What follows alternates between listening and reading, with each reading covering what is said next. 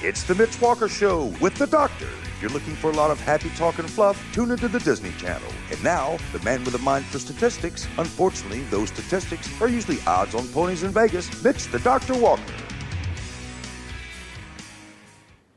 All right, welcome to the Mitch Walker Show. We are sounding a little bit like Froggy tonight, but due to the dedication of tonight's show, come hell or high water, I wasn't letting this show go.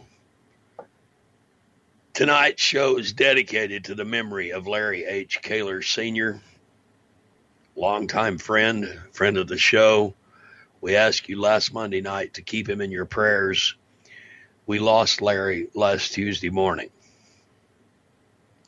And I know the racing community, both here in Texas, is mourning. And so tonight's show is dedicated to his memory. We'll be having some guests come on here in just a little bit to talk about Larry and some of their memories of him. I've got some messages that were sent in to me talking about Larry. So we'll be talking about that. Also on tonight's show, Mr. RJ Valientine, the man who pioneered the Safe Link barrier, impact safety systems. We'll be talking with him as well. But tell you what, let's get the business part out of the way and kick our show off like we do each and every week with our Pledge of Allegiance. I pledge allegiance to the flag of the United States of America and to the republic for which it stands, one nation, under God, indivisible, with liberty and justice for all. Also, this has been a tough week on the racing community. Dixie Speedway has lost one of their longtime employees, Miss Cindy Jenkins.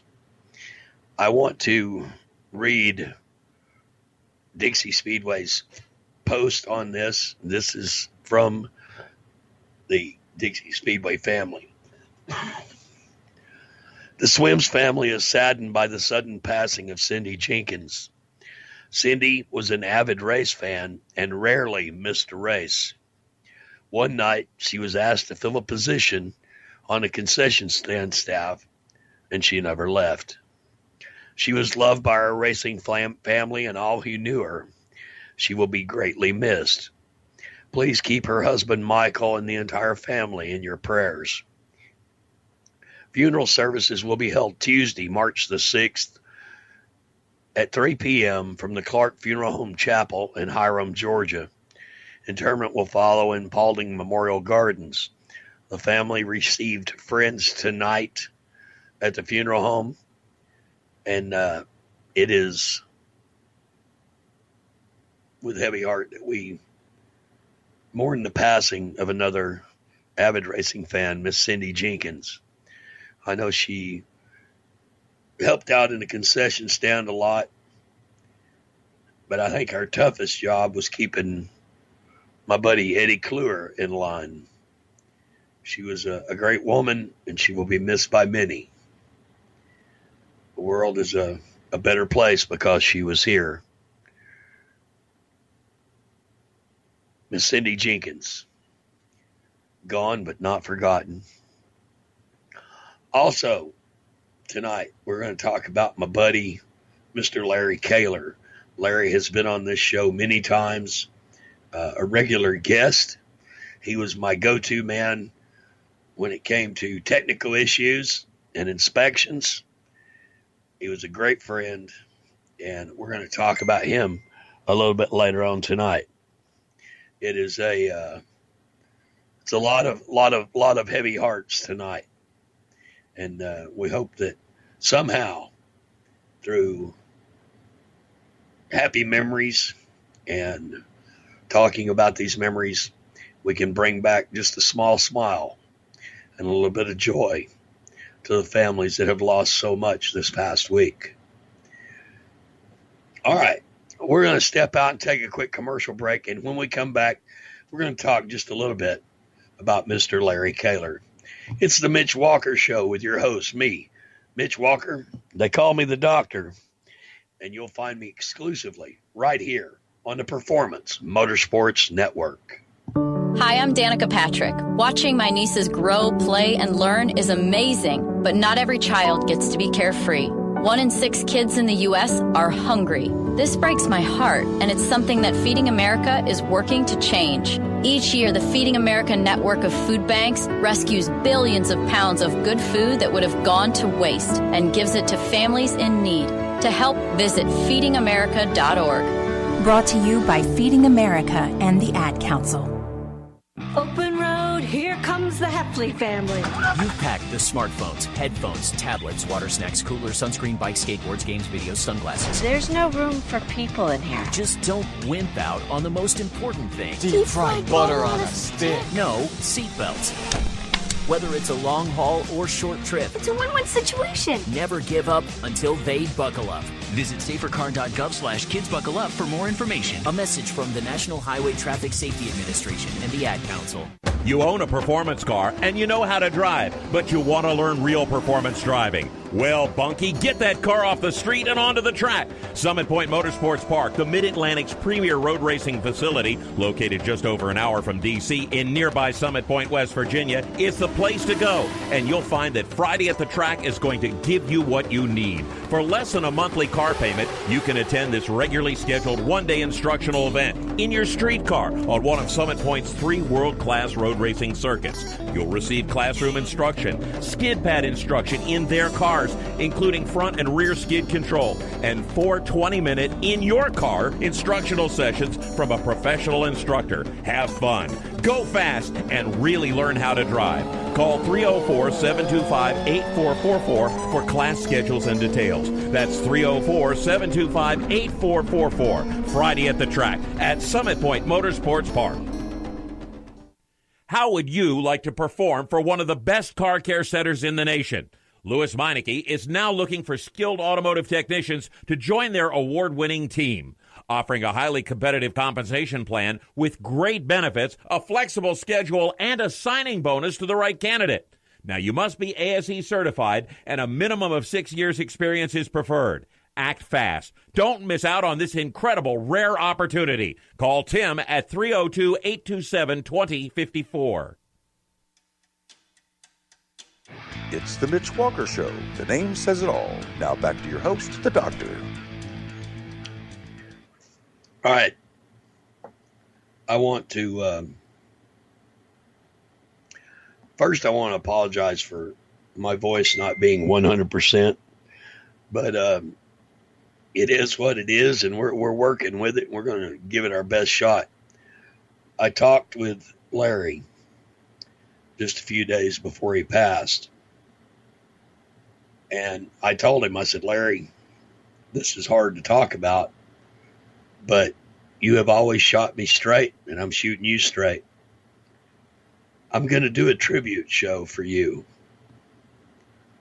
And he sat there for a minute, and he said, that would be nice.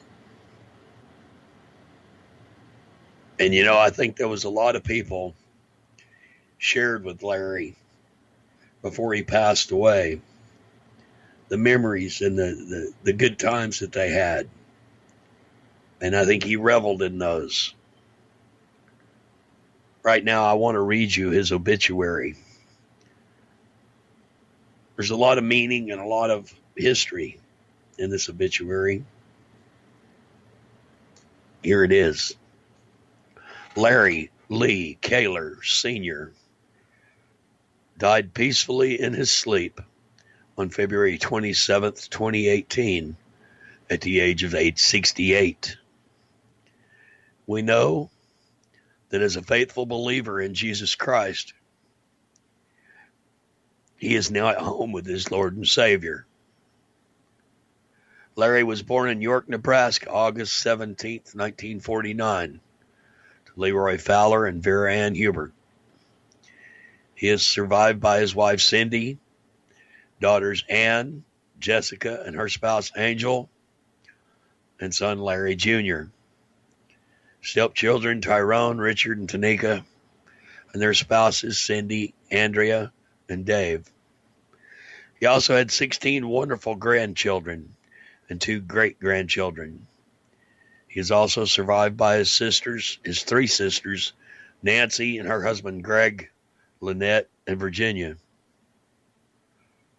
Larry enlisted in the Army in 1970, served tours of duty in Vietnam and in Germany and Korea during his years of service to this country.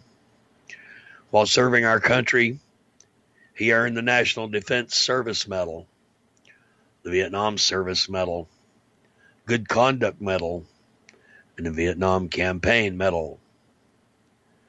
Larry loved race car events and enjoyed spending time with his racing buddies.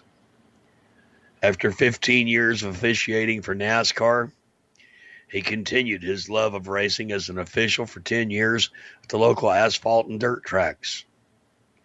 Whether it was as an official or a supporter, Race Car Larry, as he was called, was always there for his fellow racing family. Larry married Cindy September 23rd, 2001 in Cedar Park, Texas. They were married for 16 years and were blessed to spend a few retirement years together by going camping, attending, and promoting racing, as well as car shows in the local community. Later in his life, he appreciated the fellowship of other military veterans through his association with the Heroes Night Out. Larry was also grateful to receive the opportunity to participate on an honor flight to our nation's capital in October of 2017. Another great blessing is that Larry followed shortly after Cynthia into the waters of baptism at the local Church of Christ in 2015, which added much peace and purpose to his life. Larry will be interned into Texas Veterans Cemetery in Killeen at a future date. There will be a memorial service at Liberty Hill Church of Christ, Liberty Hill, Texas, March the 8th at 1 p.m. Larry Kahler, probably one of the nicest guys I ever met. I met Larry a few years ago when we were in talks with Cotton Bowl Speedway about bringing Cody McCarver down there to do a Let's Get Dirty show. When we got there, Larry and his wife, Cynthia, sat back and welcomed us with open arms. Anything we needed, Larry was there to take care of it. I'll never forget Larry looking at Cody McCarver and saying, "Man, you sure can sing good." Cody just kind of laughed, and we sat there and talked and took pictures and had a good time. Lots of times, me and Larry would talk before he came on the show, and one of the things that always touched me about Larry was he told you like it was. There wasn't no sugarcoating nothing. He didn't take no crap. He was all business when it came to inspections, when it came to teching a race car and making a race run smoothly. Larry was the man. Tonight on the show, we're going to have some more people that's going to come on and talk about Larry and some of the things that he done and the effect and the blessing that he was to each and every one that knew him. And I think you'll hear one common thing when you hear each one of these people talk, and that was his passion for life. Larry loved the Lord, and he loved racing. And he loved to talk about it. Many years he worked as an official for NASCAR Southern California. Worked at the legendary Ascot Park.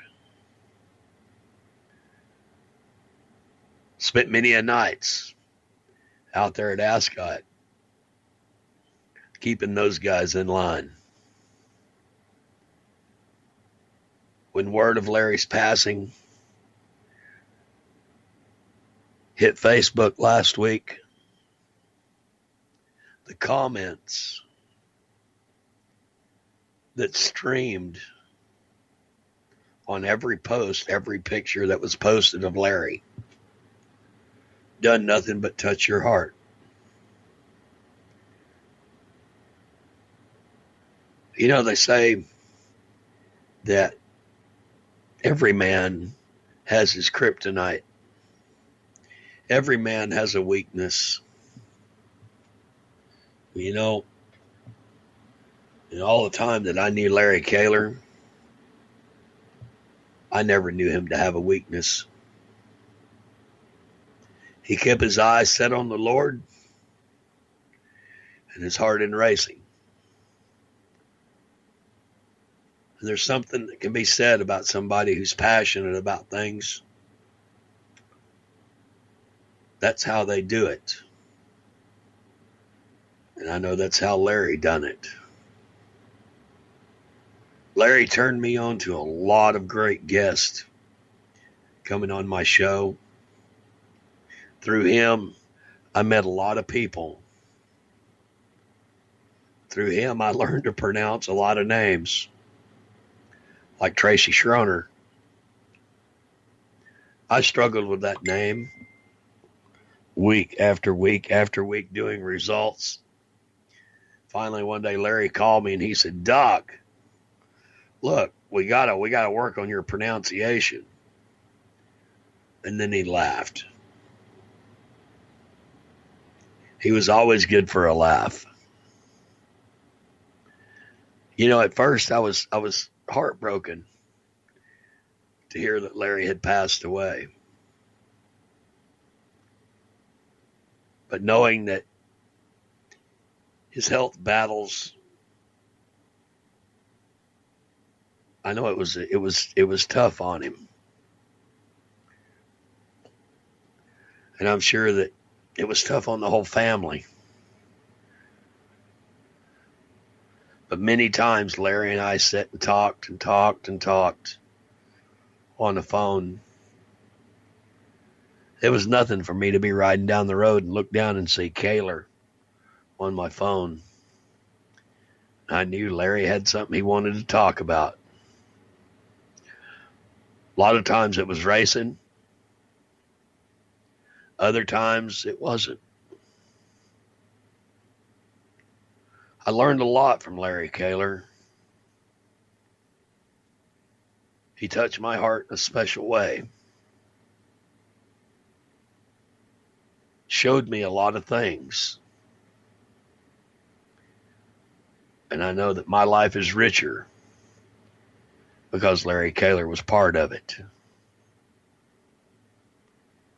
I've been blessed throughout my life to have met some great people. Some have had a lot of influence and some haven't. Some were just good people who I happen to know. Larry was one of those that was a great influence on me. He was a great influence on a lot of the ways that I do my show. And I'm thankful for that. I know the past week has been filled with a lot of prayers for Cindy and the family and all the friends who knew him so much better than I. That God may comfort them in their time of mourning. Godspeed, Larry Kahler. I know the tech lines in heaven just got serious. We're thinking of you, buddy. All right. We're going to step out and take a quick commercial break. And when we come back, we'll have Mr. RJ Valientine We'll sit and talk a little bit about safety, something Larry loved. All right, it's been the Mitch Walker Show with your host, me, Mitch Walker. They call me the doctor, and you'll find me exclusively right here on the Performance Motorsports Network. You own a performance car and you know how to drive, but you want to learn real performance driving. Well, Bunky, get that car off the street and onto the track. Summit Point Motorsports Park, the Mid-Atlantic's premier road racing facility, located just over an hour from D.C. in nearby Summit Point, West Virginia, is the place to go. And you'll find that Friday at the Track is going to give you what you need. For less than a monthly car payment, you can attend this regularly scheduled one-day instructional event in your street car on one of Summit Point's 3 world-class road racing circuits. You'll receive classroom instruction, skid pad instruction in their cars, including front and rear skid control, and 4 20-minute in-your-car instructional sessions from a professional instructor. Have fun, go fast, and really learn how to drive. Call 304-725-8444 for class schedules and details. That's 304-725-8444. Friday at the Track at Summit Point Motorsports Park. Green light. Hey girl, school zone. I'm getting hungry. Car changing lanes. You want to meet me for pizza? Stop sign. Intersection clear. Yeah, street. Pizza sounds good. Ball in street? Girl in street! It's hard to concentrate on 2 things at once, like texting and driving. Stop the text, stop the wrecks. How will you stop texting and driving? Tell us at stoptextstopwrecks.org. Brought to you by the National Highway Traffic Safety Administration and the Ad Council. Here's an important message from RAD and this station.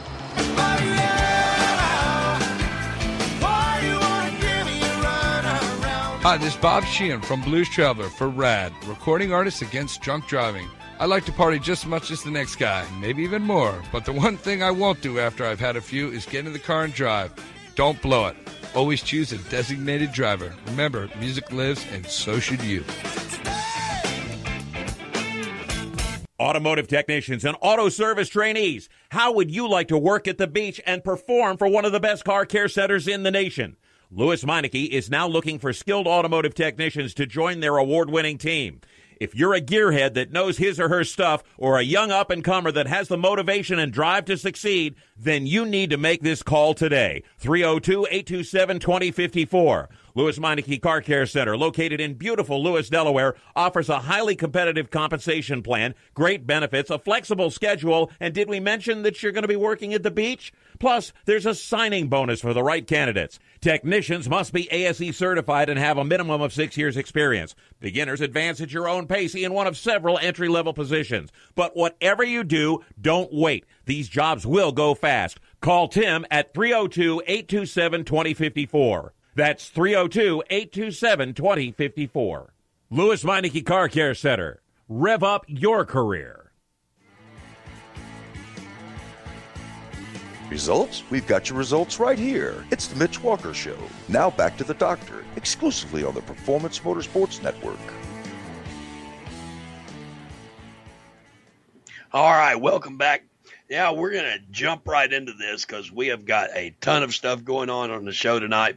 Joining me right now, racer and Mr. Design Man himself, Mr. RJ Valientine. RJ, how you doing tonight, buddy? Never better, Mitch. How you doing tonight?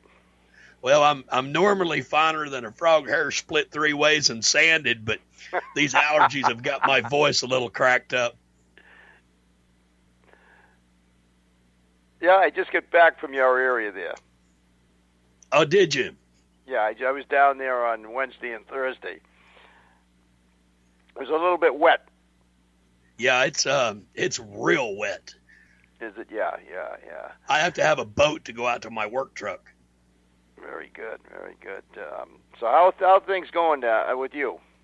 Man, they're great. We're got a lot of things going, and we have we've been pushing a lot of safety stuff around here for the past few years. And I talked with Bob Steele the other day, and he was telling me about some of the things that you've got going on as far as safer barriers.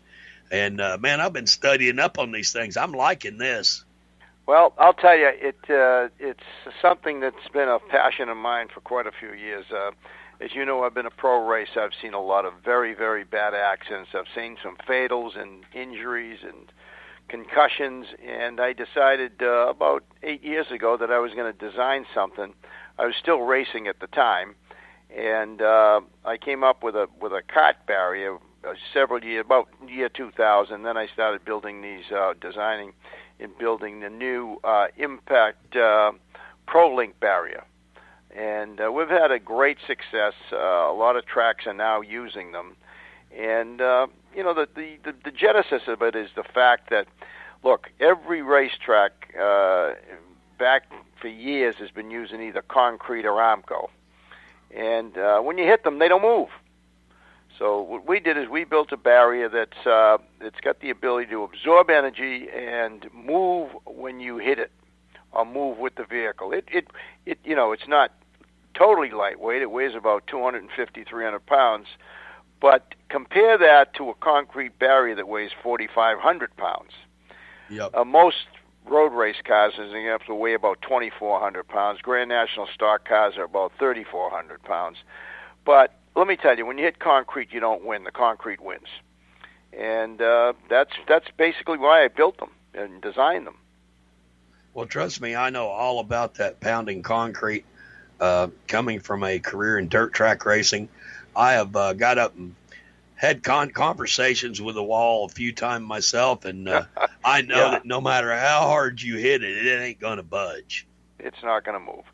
And we're trying to get track owners. I'm a track owner myself, and to believe in the fact that there's something new and something different that's going to change the dynamic. If we don't change the dynamic, all we're going to do is end up, maiming, hurting, and killing people. And the number of concussions that are now coming to the forefront, people are starting to recognize it, and they're saying to themselves, Dale Jr. just got out, and look, he's been a great racer. He raced that in NASCAR. There were safe walls there, but there are areas on road courses, particularly in the inside infield, when you take a hook a wheel or run into the inside wall, that you saw that the wreck that Kyle Busch got involved in a year and a half ago. He was out for 18, 20 races. Yep. And they finally did put some sort of a safer barrier in there, but the reality is that road courses have to we have to look at it. We just have to make a change. I agree. And RJ, when I first looked at this, coming from dirt tracks myself, one of the things that has always been a pet peeve of mine is those damn earth mover tires that they like to set down on the inside to keep drivers from jumping up on the berm and taking advantage of weight transfer and what have you. But when I first seen this, and I seen how easy this works together, and it's like it hinges. It's like a big erector set in a way. And a first thought in my mind was, we could use that on the inside corners of dirt tracks. And it would create a berm. What does an earth-moving tire weigh, Mitch? Oh, probably 1,700 pounds. Yeah. Well, our barriers empty, they weigh 75. We can bring them up, 250, 350. But we don't want them abutting anything. We want them to move with the vehicle. Yeah. And you have to put them back in place. But the fact is, we've had, if you look in the website, you'll see Thermal. They have a track out in Palm Springs, and they've got some very high-speed turns there. And, when you tag one of those walls, they move, they'll move 3 or 4 feet. But the reality is they slow the vehicle down, and very rarely do they even, bend the chassis. They'll dent the vehicle, but the driver walks away. And I know that the focus of these barriers is safety to protect the driver, but it's also cost saving because it's minimizing some of the damage to the cars. That's part of it. And the other thing is when you install them, they're very easy to install. And when you stack them up against the tires, or Armco or concrete, they're cheaper. They actually come in a little bit cheaper than the heavier stuff. Now, if somebody, say some of our listeners out there who own racetracks, and I know we have quite a few of them across the country, Texas, California, Georgia, Alabama, North Carolina, just right off the top of my head.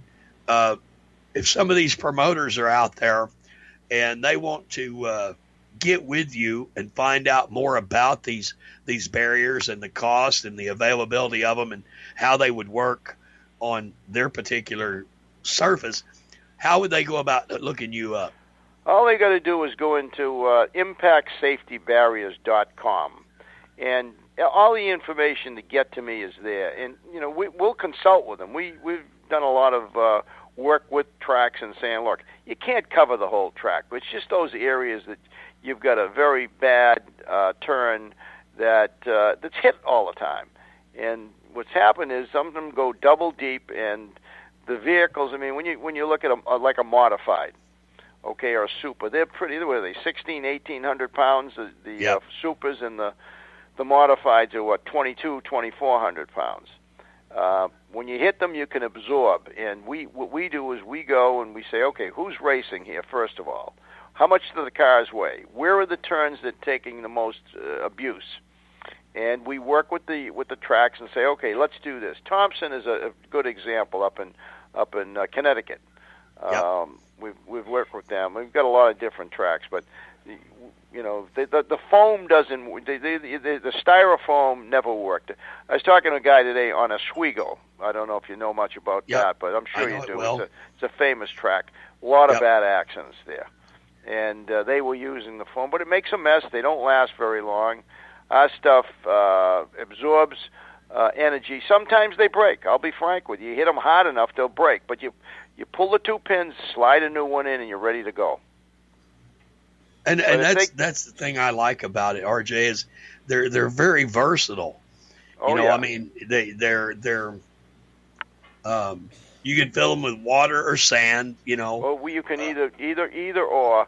And what we like to do is say, okay, what are the average speed around a certain turn? Say, okay, cars at this particular place going 80, 100 miles an hour. We might want to do a single, move it out, or double.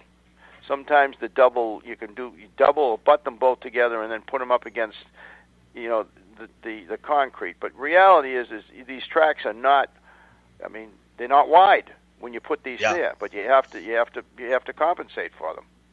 And I think with from looking at it the way I do, I look at everything from a dirt track standpoint. But from you look at it, say from our aspect, the outside walls are pretty much. You ain't gonna get nobody to change those, but on the inside, a lot of tracks, due to insurance, have taken a lot of the inside walls out, and a lot of places the inside wall was Armico, and a lot of these tracks have taken those out, and they have replaced it with just a berm, a dirt berm. I've seen them. And then they've got those stupid tires, right? And I can't tell you the number of tires that has caused damage. 3 years ago, Shane Clanton hit one of those with the left front at the Wild West shootout out in Arizona in a dirt late model. He clipped that tire. It turned him sideways. He went head on straight into the outside wall, full throttle. He hit the wall so hard it split the motor in half. Oh, my God. And he walked away from it thanks to a safe race car. But if we would have had something like your barrier on the inside there, that would have even lessened. It wouldn't have wadded up a race car, wouldn't have wadded up a motor. That would have saved Shane Clanton about $75,000, and he might have had a bent wheel, maybe. Yeah, well, you're right. You understand it, but we got to get more people to understand it. Oh yeah, and that's the thing. It's. I think that the other thing that I like about this is you can get them in different colors. That's right. You can get them in any color you want. And then the other thing is we have a PCV pipe that You can make them twice as high as the barrier. You can advertise on them. Yep. And, You've got a lot of stuff going on this website. That's impactsafetybarriers.com. That's right. I'll share it on the show's page here in just a little bit. But man, I'm telling you, RJ, you got a good thing going on here. Well, we're excited about. We've sold of the smaller barriers, the cart barriers, about 1,600,000. In these larger barriers, I think we just sold a 66,000th. Okay, because a lot of tracks overseas or Australia, we've had them come from Germany. We just got an order from, I guess, Bermuda or the Bahamas. They're building a track down there, and then you can use them on a temporary basis too, where people where these big manufacturers want to test cars. They have to go to a racetrack. We can use a big parking lot, say in the high population area, and the barriers suffice to give it a track, and people can track around the barriers. Now, all the guys down at Lanier Speedway, I know you guys have been using orange safety cones to set up your little rally courses. Here's you an option. This is something you guys need to look at. Lanier Speedway. Pay attention. I've been down there. It's owned by a great guy, the guy that developed the Hahn system, Jim Downing. Okay, now he's a guy that's given a lot to racing.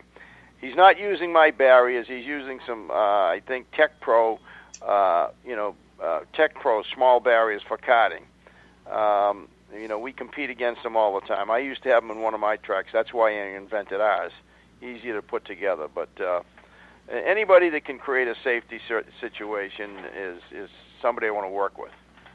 That's right. And I start each show off, first off with a Pledge of Allegiance. Mm-hmm. And then if we've lost any racers, and I try to do a tribute to fallen racers. And, it would tickle me to death if we didn't ever have to do another tribute. Well, I know racers, some of us get old and die and we pass away and go on to the great racetrack in the sky. But, seeing racers injured and maimed because of safety issues that could have been put in place, that really hurts. It is. There's no question about it. But I'm happy to help any track out there with advice. We're getting up close to the end of the show. I heard an interview you done a while back about how you got started in racing, and I just want to confirm this. You went to 24 hours of Daytona and watched the race? With my wife, yes. I did. You sat there all night long watching the race. Your wife told you to get a race car? Well, no, we were taking off, and my wife said to me, "You're looking at it so hard, you really think you ought to buy a car." Now, what wife would tell you that? Okay, if she only knew what kind of sacrifices we made over the years. But let me tell you, she's a great gal, and I'd go to a race and come back. Hey, did you have a good time? Never. Where the hell were you? And look, we've been married for a lot of years, and hey, it works. That's right. Well, you said what kind of wife would tell you that. I'll tell you what kind. A keeper. Right, a keeper. Yeah. Well, RJ, I'm going to have to let you go, buddy, man. Thanks so much for coming on and telling us about your stuff. And I'll be posting your website on my Facebook page for my show as soon as the show's over, and maybe we'll get some people to chime in and help you out. I'm looking at a car down there. If I buy the car, it's right out there in, I guess it's not in Mooresville. It's down by Concord. If I buy the car, I'm going to buy you dinner when I come and pick it up. That's a deal. All right, buddy. Thank you. All right, RJ. RJ Valientine, everyone, with Safer Impact Barriers. Impact Safety Barriers. Check them out, impactsafetybarriers.com. Your racetrack needs these on the inside. And great product. I think the world of them. I've watched them, seen some of the stuff that they've got going on. Man, I'm telling you, it's something you need to look at. And I think it's a great safety advantage that any racetrack could benefit from. All right, we're going to step out of here and take a quick commercial break. And when we come back, I'm going to see if we can, through the efforts of modern technology, we're going to see if we can reach out to a very good friend of mine and friend of Larry's and talk a little bit about Mr. Larry Kahler. So sit tight, don't go nowhere. It's the Mitch Walker Show. Although I'm not 100%, it's still the Mitch Walker Show with your host, me, Mitch Walker. They call me the Doctor, and you'll find us exclusively right here on the Performance Motorsports Network. When do you think of a plumber? Like most people, even if it's an emergency, you can be confident about who will arrive to help you. For quality and reliability, count on someone you can trust. Call on the plumbing services of Hague Quality Water of Maryland. Plumbing doesn't have to be an emergency. We handle all kinds of preventative maintenance too. Hague Quality Water of Maryland is family owned here in Annapolis since 1993. For a refreshing choice, call us at 888-84-WATER or visit us online. Here at Lewis Meineke, we're more than just your average car care center. Hey, it's Dave, your neighbor from Lewis Meineke. Whether you need an oil change, brakes, tires, or anything under the hood, we've got you covered. Take advantage of our free check engine light service as well. Yes, free. And don't forget about our free shuttle service. Never stress, we'll take care of the rest. On with life. Give us a call at Lewis Meineke, 302-827-2054. Every 30 minutes, another innocent person is killed due to a drunk driver. My best friend. My brother. My poor grandchild. My sister. My father. My husband. My mom. My mommy. Well, I've been afraid of changing 'cause I've built my life around you. Stop these tragedies before they happen. Don't drink and drive. Do you love the sound of high-revving motors and the smell of burning rubber? Do you want to get your car sideways right at the ragged edge of control? If you've always wanted to try drifting or learn to improve your drifting skills, Summit Point Motorsports Park, the Mid-Atlantic's premier motorsports facility, has the expert instructors and the specialized track to teach you how to drift and the skills necessary to drift competitively. From skid pad to open sessions, Summit Point Motorsports Park has the safe and open environment that allows drifters of all skill levels, new to intermediate, to get sideways and smoking. With a focus on safety and the skill set necessary to drift competitively, Summit Point Motorsports Park's Drift Nirvana is just the thing for you. Call for your reservation today, 304-725-8444. Or for more information, go online, summitpoint-raceway.com, or you can email them at office@bsrinc.com. Drift Nirvana, getting you sideways the right way. If you own a gun, you have a full-time responsibility. When you aren't using it, be sure it can't get into the hands of curious children, troubled teenagers, a thief, or anyone else who might misuse it. Your family, friends, and neighbors are all counting on you. Remember, always, lock it up. For more information on firearm storage safety, visit ncpc.org. This message brought to you by the National Crime Prevention Council, the Bureau of Justice Assistance, and the Ad Council. It's the Mitch Walker Show.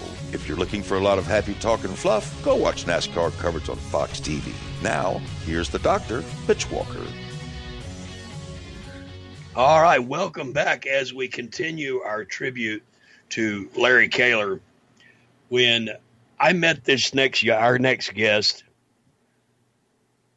Larry Kahler had spent weeks telling me about him, telling me what a fine guy he was, how by the book he was, and how efficient he was. We went down to Cotton Bowl Speedway for a IMCA race, and I sit there on the picnic bench watching Larry Kahler and this young man go over a bunch of cars through tech inspection, and I have never been more impressed in my life with the efficiency and the quickness with which they move through there. Joining me right now, good friend of Larry Kahler's and a friend of mine, Mr. Selby Holder. Selby, how you doing tonight, buddy? Hey, I'm doing great, man. It's doing great. Man, I know you were hit just as hard as everybody else was by the word of Larry's passing. But, I said the other night, I I want to do a tribute show because now everybody's hearts are heavy. But, you know, there's a lot of good memories about Larry and the things that he done over the years that will make some people smile, even if it's just for a little bit. Absolutely, absolutely. I mean, you know, I met Larry, oh, God, I don't know how many years ago it was, probably 6, maybe 7 years ago.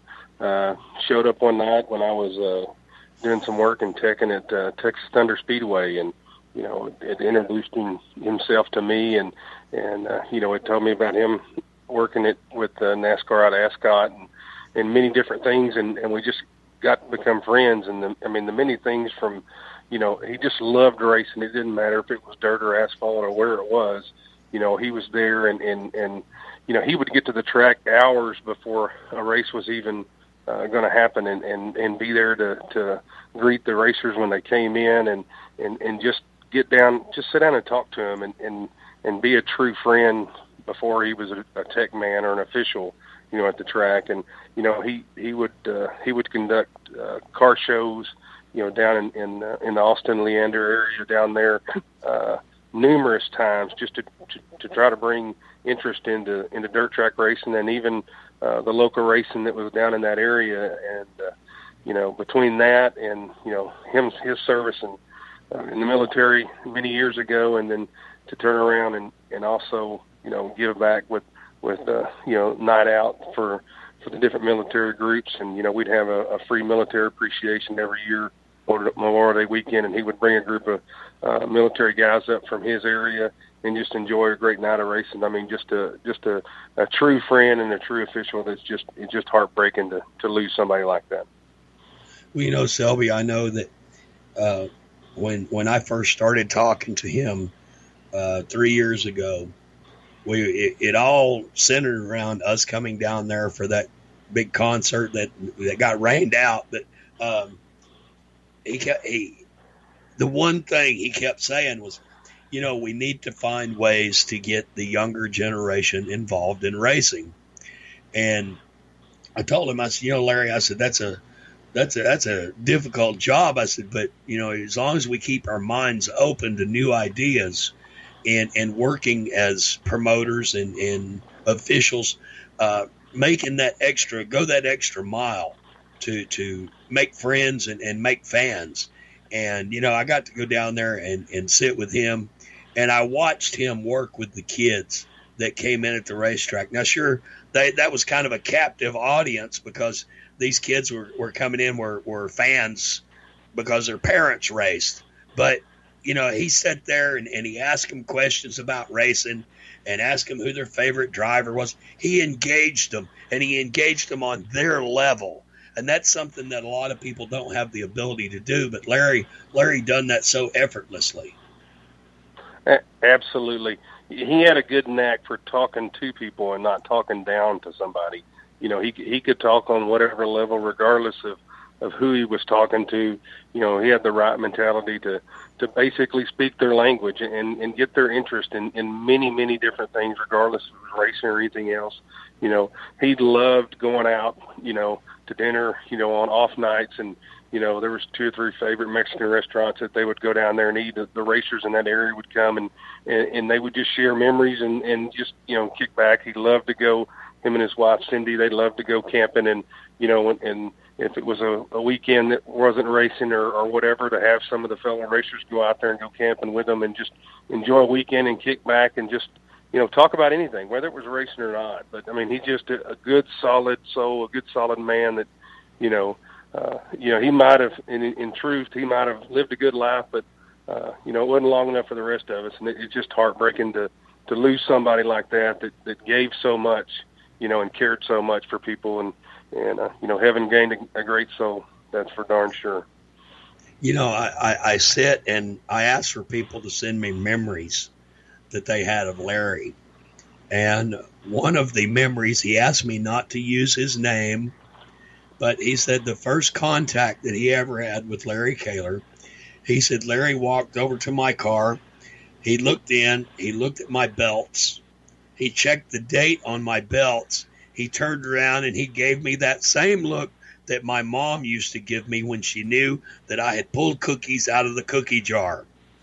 And he told me, you need to get these belts replaced. They are not up to standard. He said, and I always loved Larry for that. He said he cost me money, but he said he didn't chew my butt. He didn't make a big deal about it. He just told me I needed to get with the program. Yeah, I mean, absolutely.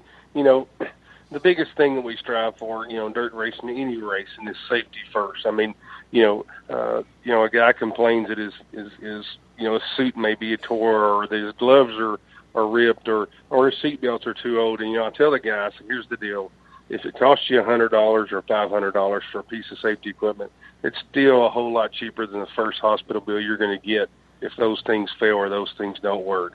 And you just got to put it in the mentality of, would you put your grandmother in this position? And the answer to that is always no. So don't put yourself in that position. Yeah. I have a very good friend of mine, Gary McCullough, who works with Track Pro Safety Team. They're a safety team that works the racetracks around here in the Southeast. And Larry had been on my show, and he was one of the first guests. And Gary, with Track Pro, he had come on right after Larry. And Gary, it was his first or second time on my show. And he made a comment one night. They were talking about gloves. And Gary said, he said, this may sound kind of off color. He says, but he said, when you have looked into a race car that is on fire and you see a driver sitting there and you watch the flesh melting off of his fingers because he didn't have on a pair of gloves, he said, it really makes you think. And it kind of shocked me that he said it. And I said, yeah, you're right. And as soon as he said that, my messenger lit up on Facebook.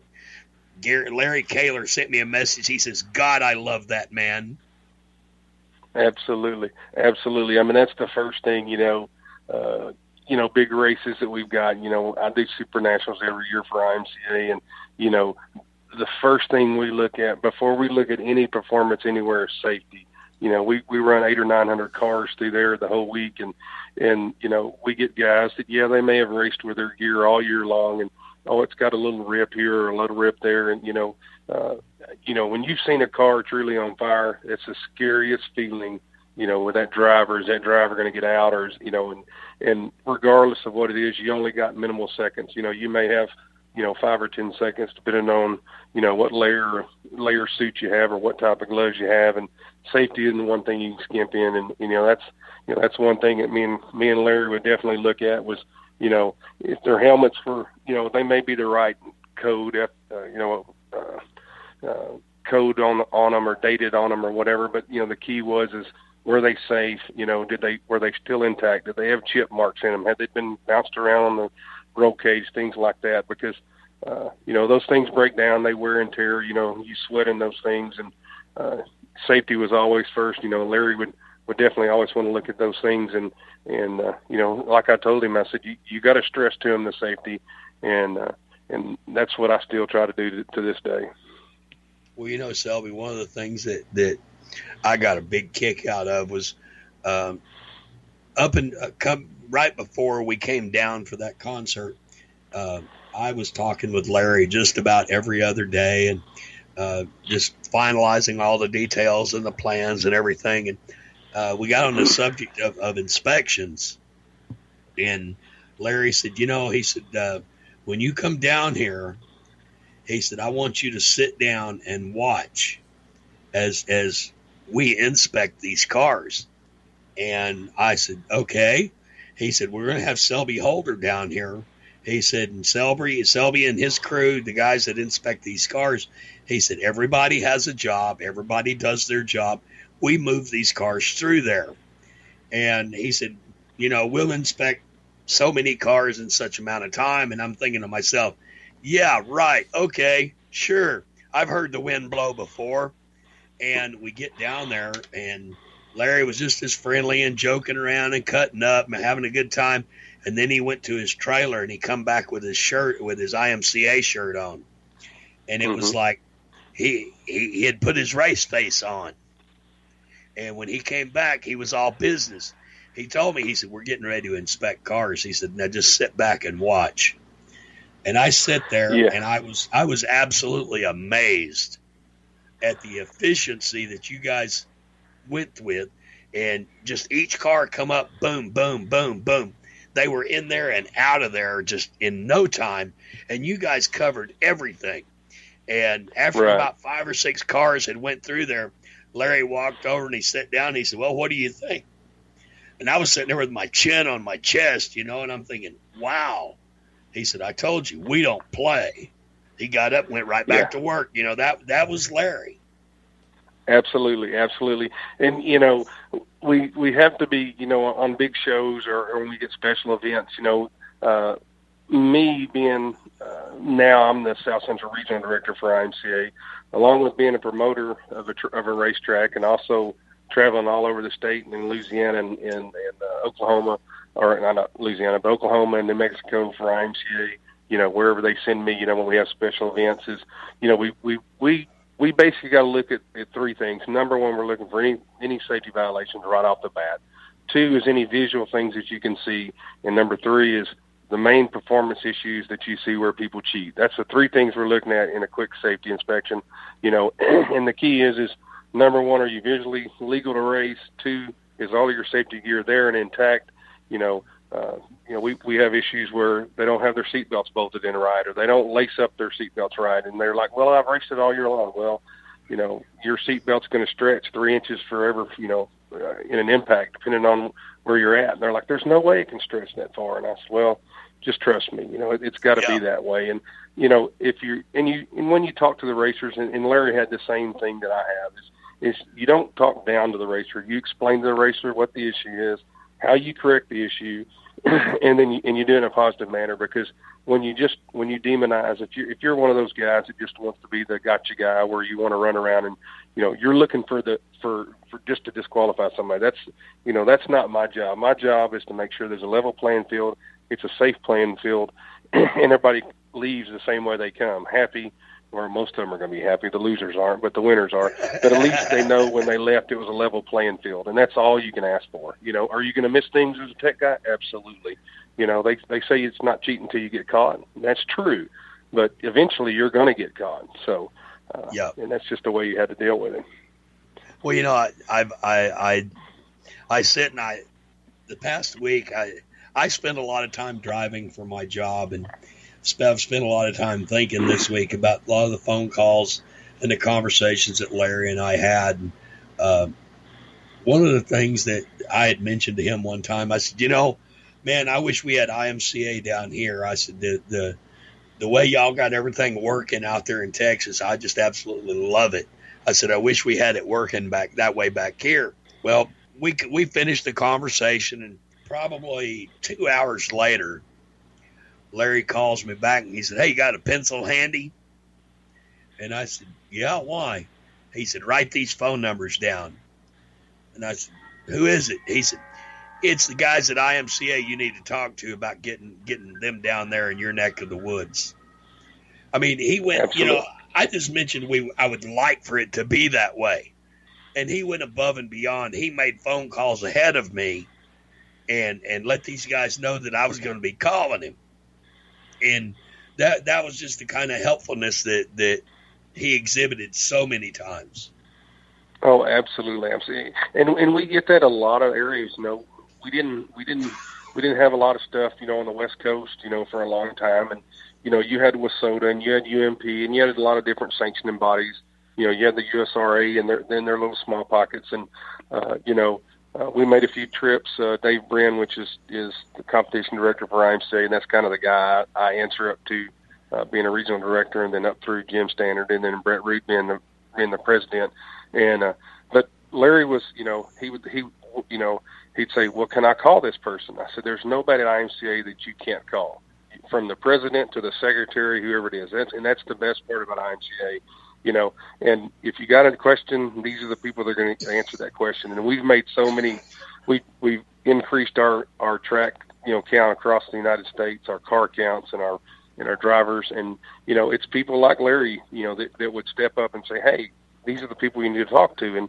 And sometimes it's, well, I don't want to run this because IMCA runs this, or it's a type of a motor, or they don't let me run a spoiler, or they don't let me do things. And, those things you can all work through. The key about IMCA is that rule package is there for a reason. People say, well, I want to run this outlaw mod, or I want to run this outlaw class here.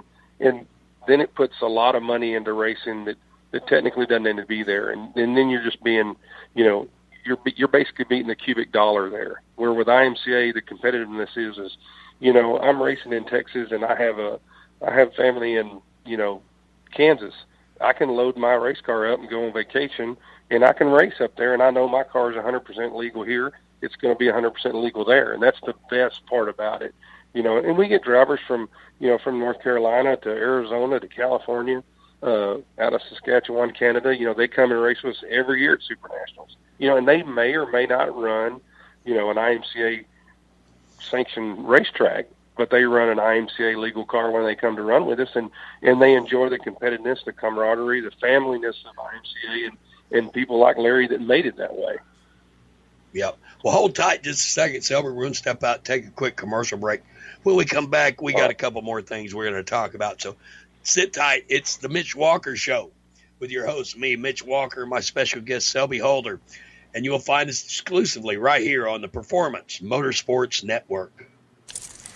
Okay, so Sarah, I'm dropping you off at Emily's? Yep. And Josh, you're going to? Soccer, Dad. Soccer practice. Right. Oh, by the way, I just wanted to let you know when I pick you both up, I'll be wearing my short shorts. What? No! Yep, and my dorky dad hat, and I'm going to do my dad dance for all your friends. They'll love it! Seriously? Why? Because I like my short shorts. Of course, I could be talked out of it if you guys would just buckle up your seatbelts without giving me a hard time.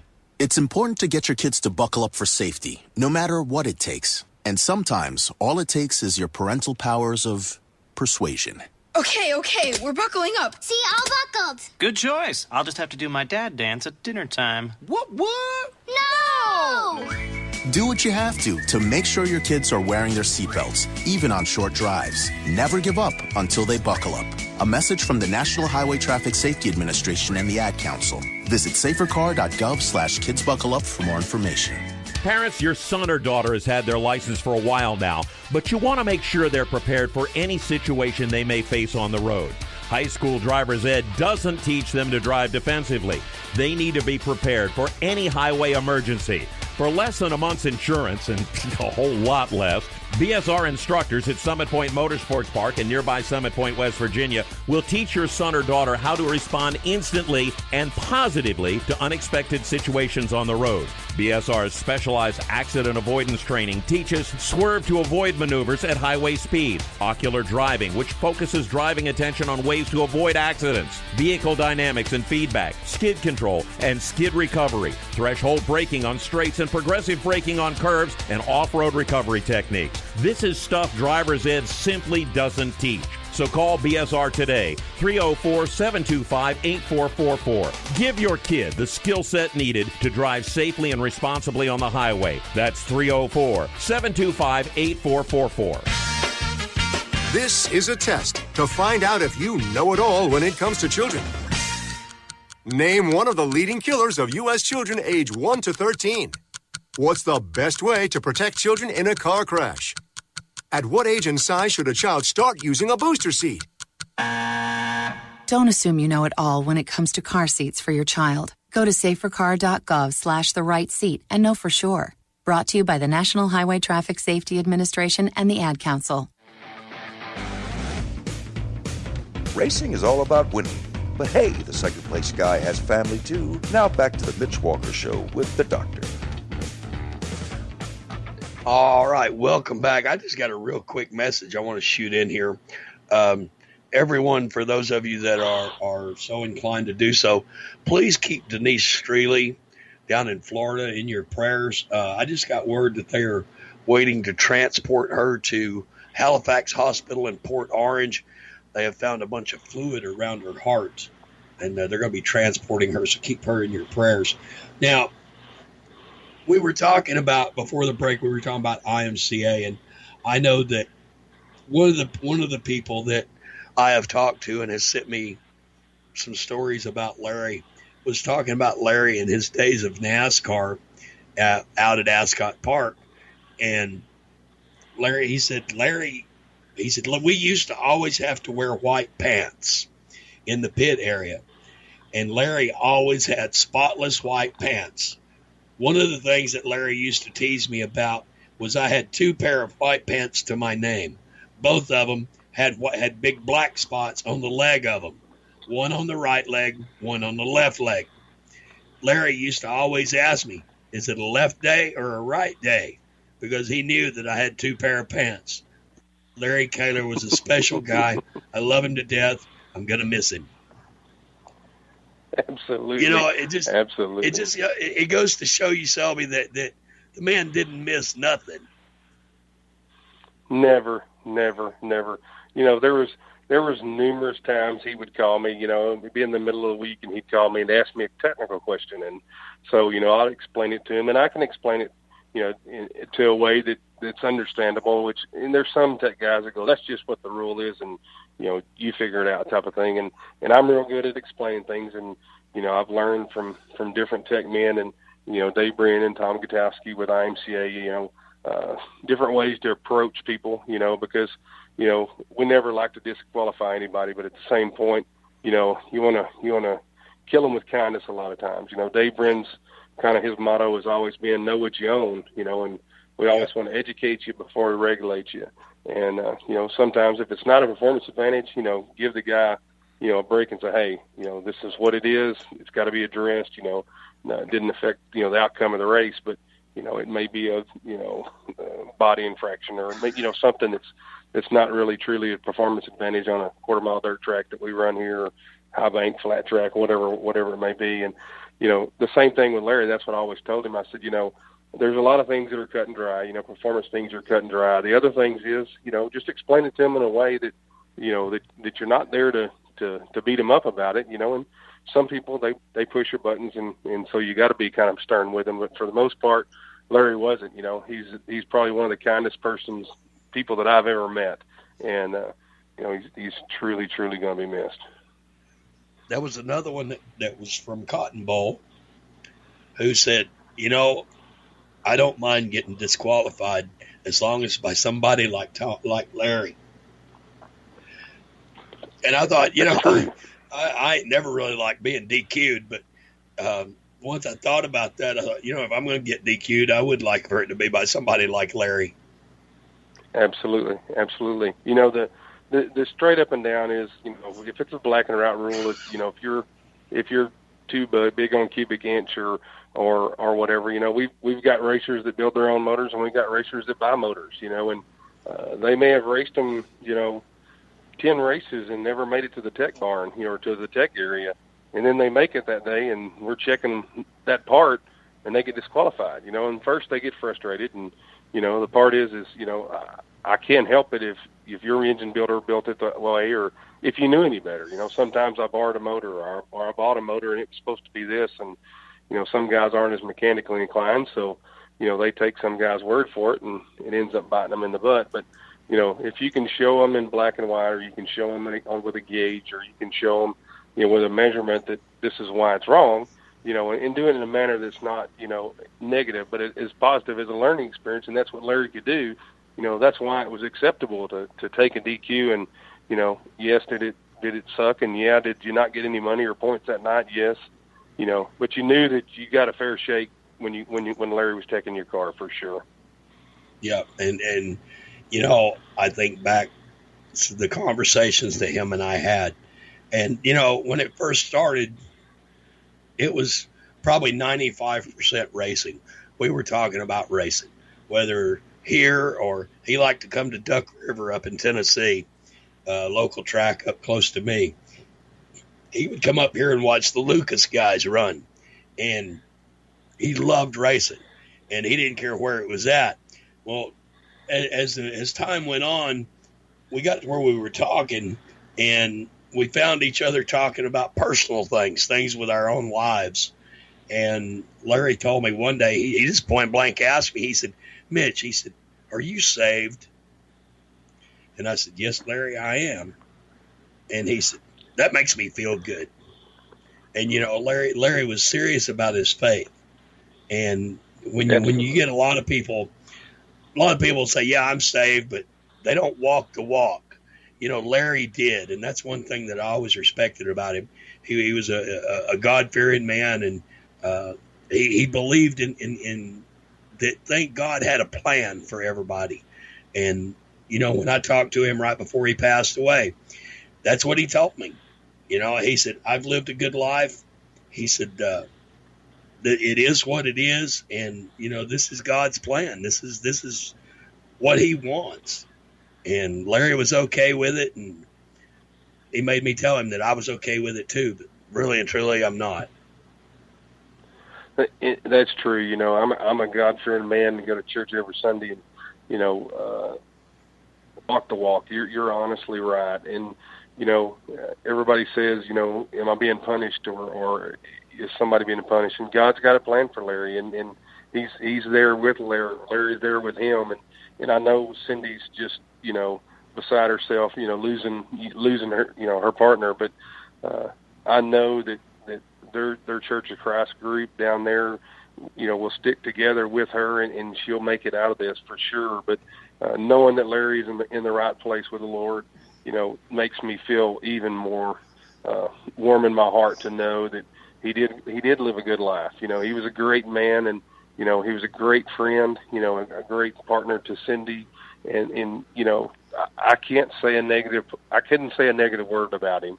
And to know that he impacted so many people across the United States, and you said the story about him going to Tennessee and watching the racing, and I would follow him on Facebook when he was up there, and he would show me the different. And I live out in the country, and he would show me the countryside there, and just so beautiful, and go up there and watch the different racing that he could see. I'd went up to northern New York and Vermont and Saratoga area, and went and watched some wide body East Coast modifieds one time and seen some pictures, and he said, I've seen them before, and just little things that remind you of him to this day. Whether the pace car would come down and pace my racetrack, he'd bring it down, and just the car shows and just anything like that. Just those little memories will stick with me forever, and it's because of him and just his personality, his loving demeanor.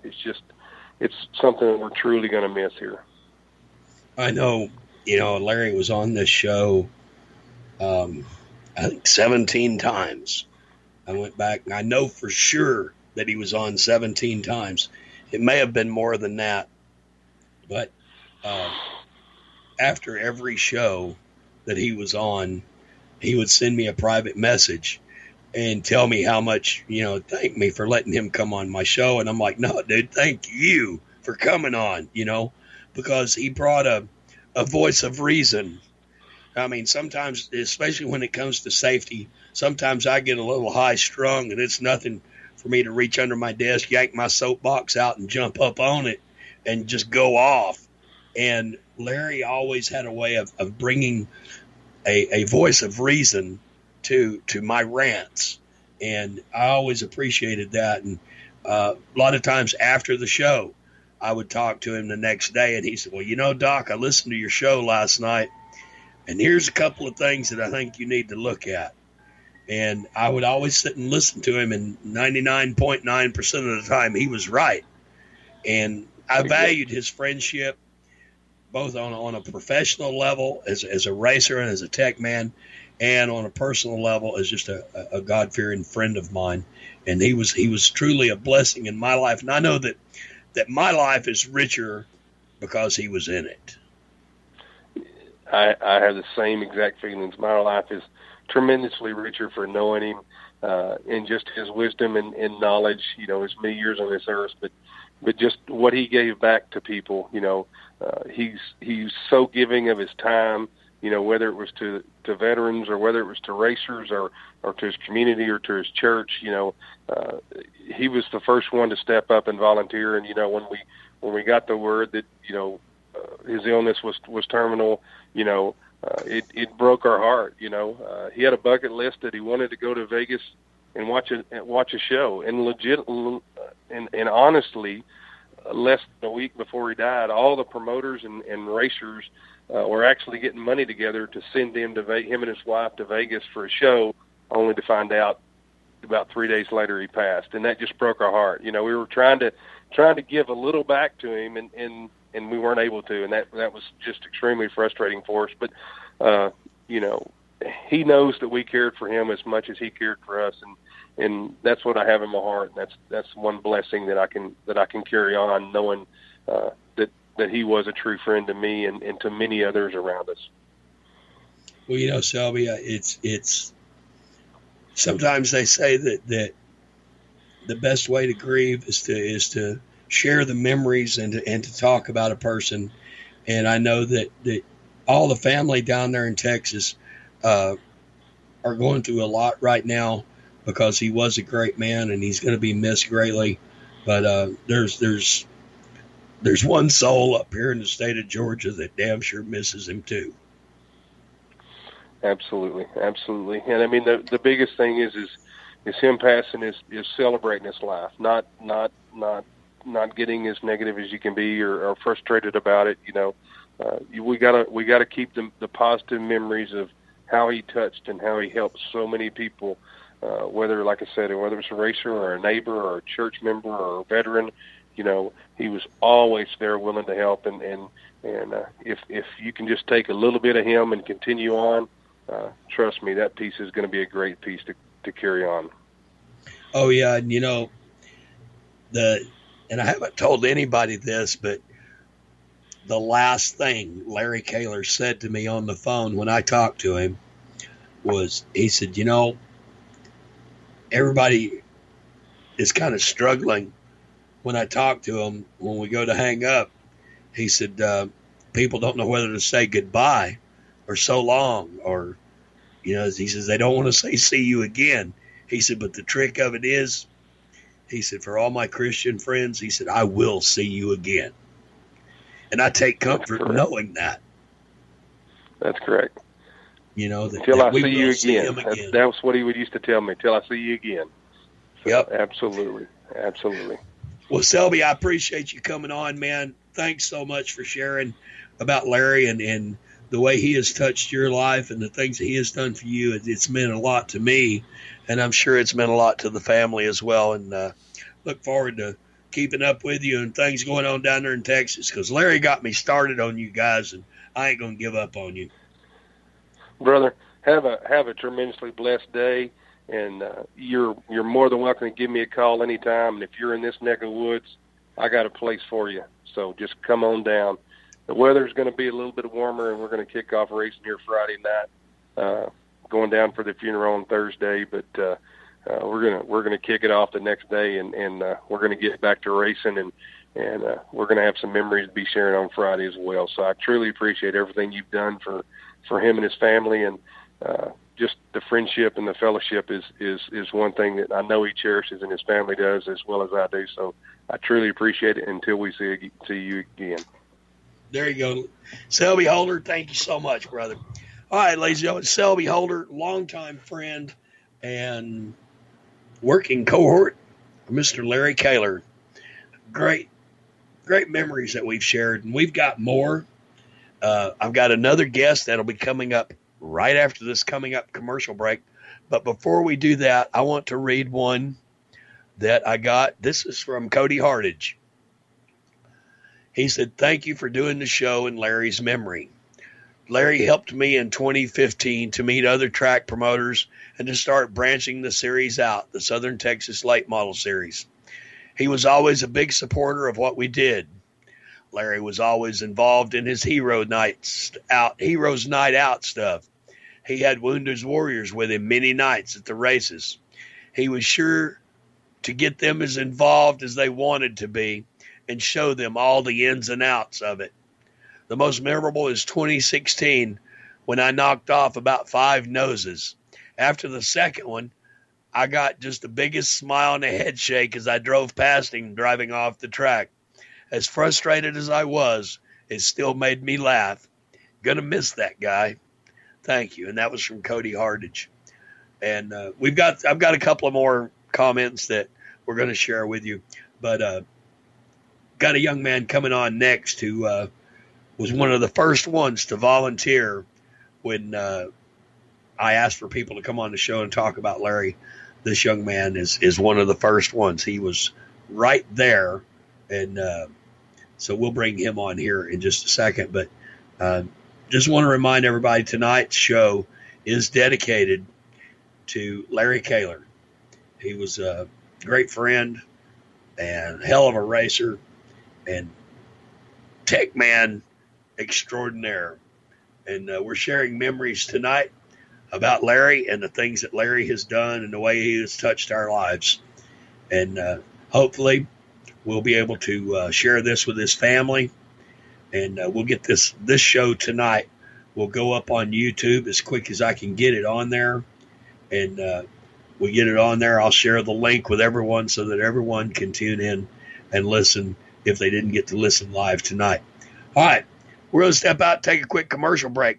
It's the Mitch Walker Show with your host, me, Mitch Walker. They call me the Doctor, and you'll find me exclusively right here on the Performance Motorsports Network. Excuse me. I know you have a 9 o'clock, so I'll keep this short. I'm the business suit in the back of your closet. You wore me nearly every day before your office went, quote, casual. I used to be the CEO of your closet. Now I'm just that one intern no one ever talks to. I always thought you'd circle back with me, get granular, keep me in the pipeline. But nada. Nothing. Don't you remember the McKittrick presentation? You spilled coffee on me, and I still looked amazing during the breakout talkback Q&A.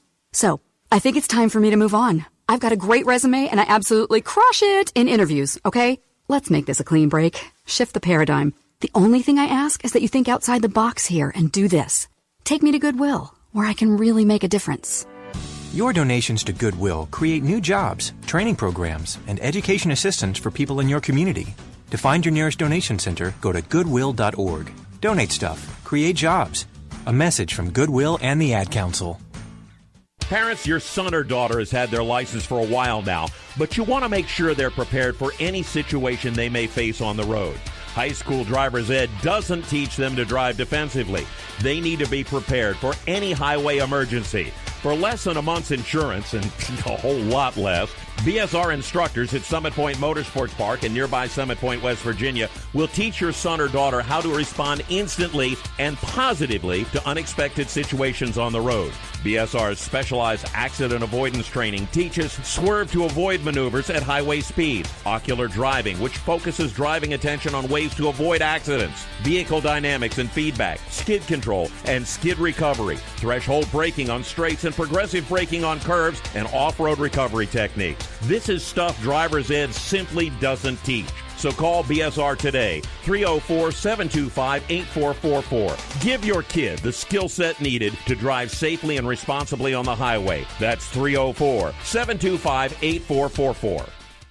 When do you think of a plumber? Like most people, even if it's an emergency, you can be confident about who will arrive to help you. For quality and reliability, count on someone you can trust. Call on the plumbing services of Hague Quality Water of Maryland. Plumbing doesn't have to be an emergency. We handle all kinds of preventative maintenance too. Hague Quality Water of Maryland is family owned here in Annapolis since 1993. For a refreshing choice, call us at 888-84-WATER or visit us online. Here at Lewis Meineke, we're more than just your average car care center. Hey, it's Dave, your neighbor from Lewis Meineke. Whether you need an oil change, brakes, tires, or anything under the hood, we've got you covered. Take advantage of our free check engine light service as well. Yes, free. And don't forget about our free shuttle service. Never stress, we'll take care of the rest. On with life. Give us a call at Lewis Meineke, 302-827-2054. You're listening to The Mitch Walker Show. You want half-naked girls, singing and sound effects? Go watch American Idol. Now, here's the doctor.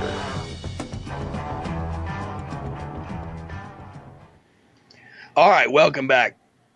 Joining me on the show right now is a young man who, a couple of years ago when me and Larry first started talking, Larry kept telling me, he says, man, he said, I got this hot shoe down here that you need to get on your show. And I was getting ready to say, okay, we can do that. And he starts rattling off, going on and on and on.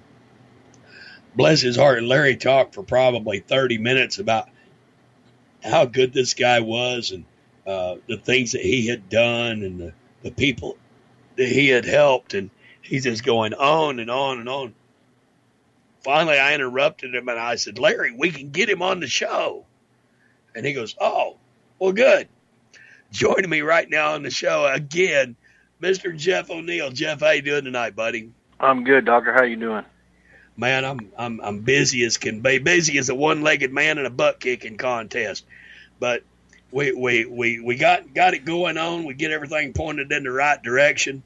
And I was just telling the story there a minute ago about how first time Larry called me to get you on my show, he says, man, he said, he went on for like 30 minutes just singing your praises and patting you on the back.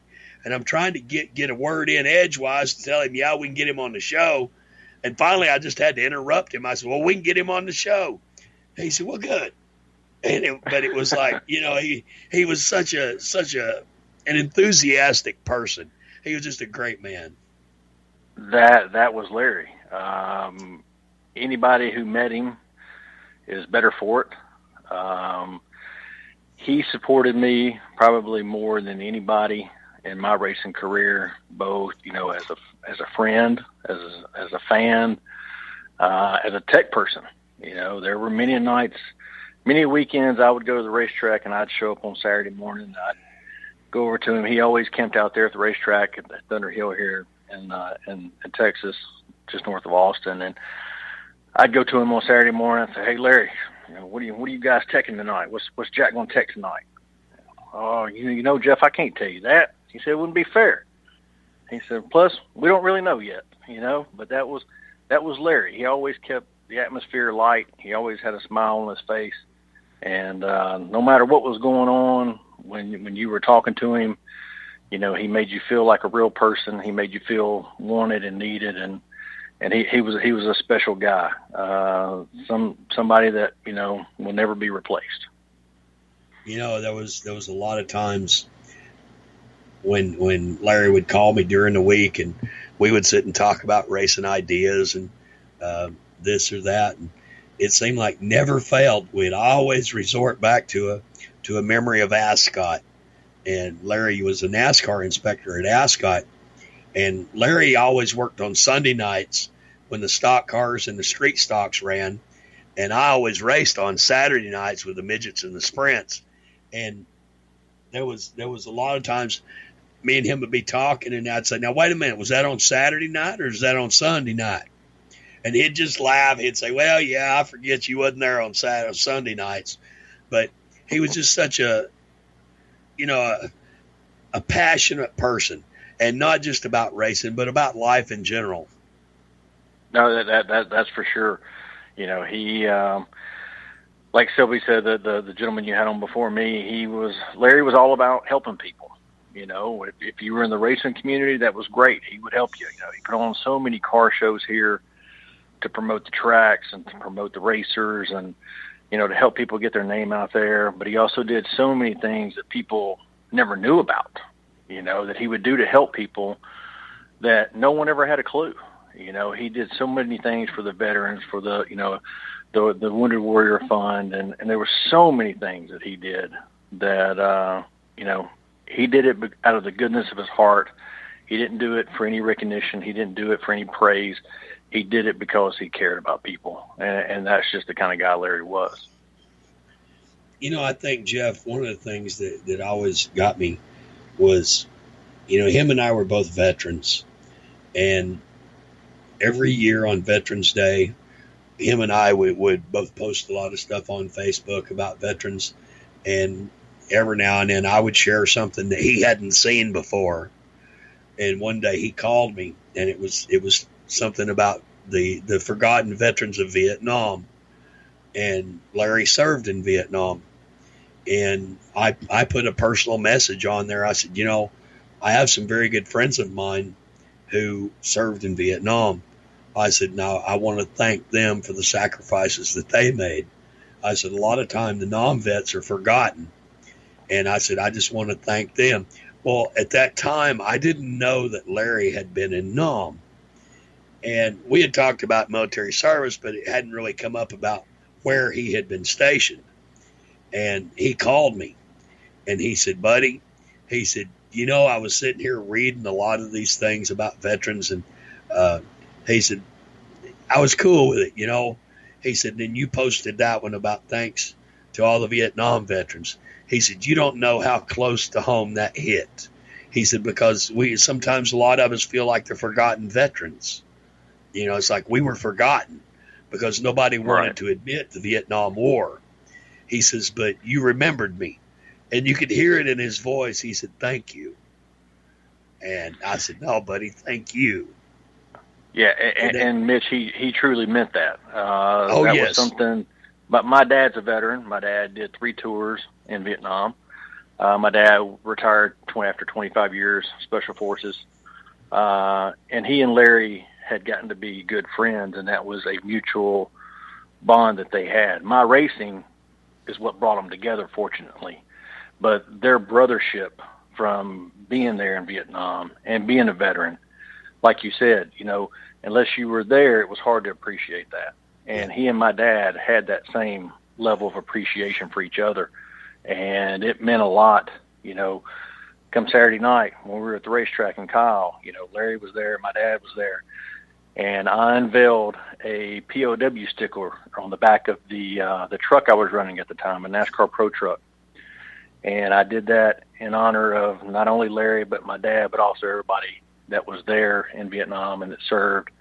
And I want you to know that I appreciate your service just like I appreciated Larry's and I appreciated my father's. You guys didn't get the appreciation you deserved then, but you do now. Well, thank you for that. But Jeff, I look at Larry and I talked to him so many times. And then I finally got to go down there to Texas for that big show we done down there. And him and I got to sit out there in front of his little camper and we sat there just chewing the fat. And he said, it's been a good life. And I just kind of looked at him and I said, huh?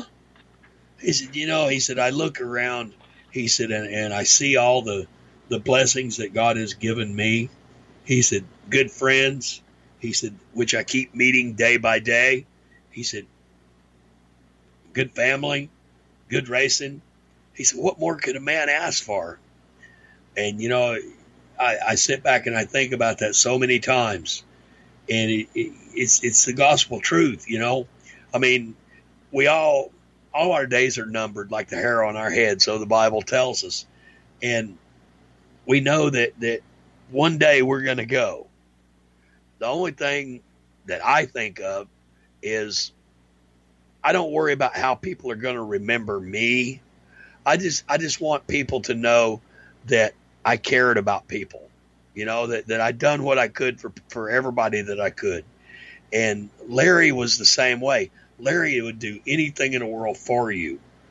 And, I know down there, we watch those guys unload bicycle after bicycle after bicycle after bicycle. And it was like, my God, how many bicycles are they going to give away tonight? And Larry stood there and he said, he said, I thought we might give away 30 or 40 bicycles. He said, I didn't know we was going to give away like 150. And he just stood there in amazement. He says, man, he said, these people are good. These are good people. He said, I'm proud to be here. And that kind of love for your fellow man is important. And Larry had a lot of it. He was, there's not words to describe the appreciation, the emotion, everything that went into my friendship with Larry. I am truly blessed to have been in his presence, to have met him, and to have learned from him. He was, not only was he a friend, but he was a mentor on and off the track. He was somebody that, I was proud to introduce my children to, introduce my family to. he was a role model for what, every man should strive to be, in my opinion. Oh, yeah, he was. He definitely was.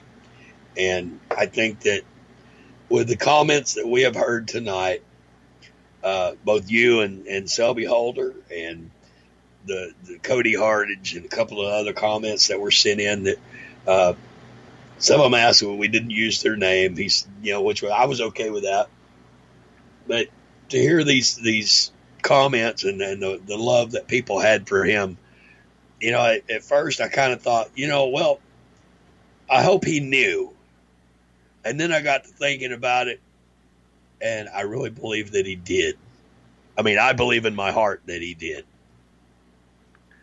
No, I agree. And the smile you would see on his face every day, no matter what was going on, what was happening, he was one man that loved life and enjoyed life and lived life every day to its fullest. And he will definitely be missed, but he will never be forgotten. I can promise you that. That's right. And like I said, I'm gonna get this show up on my YouTube channel as quick as I can, so that anybody who don't get to listen to it tonight can go back and listen to it. Maybe later on, some of his family might want to go back and listen to it. We'll have it there so that they can share and listen to everybody talking about Larry and what a great guy he was. But Jeff, I just want to thank you for coming on tonight, man. We're up against the commercial. I'm going to have to let you go, but thanks so much for coming on and sharing your thoughts and feelings about Larry.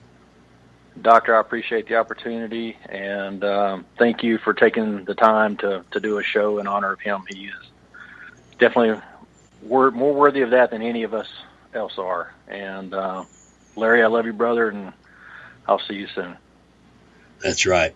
And Jeff ONeal, ladies and gentlemen, racer and friend of Larry Kahler.